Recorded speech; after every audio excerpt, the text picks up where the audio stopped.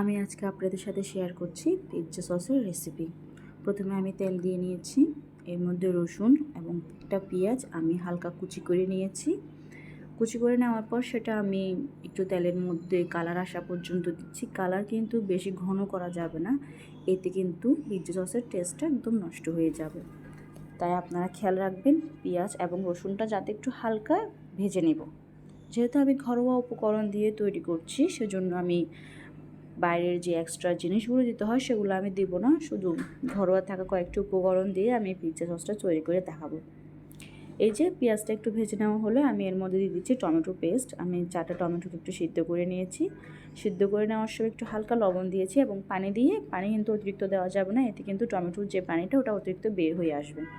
সেজন্য হালকা একটু পানি দিয়ে আমি এটা সিদ্ধ করে নিয়ে ব্লেন্ড করে নিয়েছি।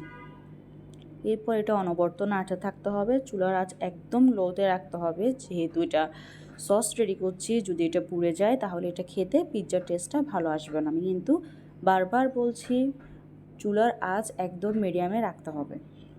এই যে এরপর আমি দিয়ে দিলাম এখানে স্লিপ ফ্লেক্স দেওয়ার ফলে এটার টেস্টটা আরও দ্বিগুণ হবে, কারণ এটা দিলে খেতে একটু সসটা ঝাল লাগবে।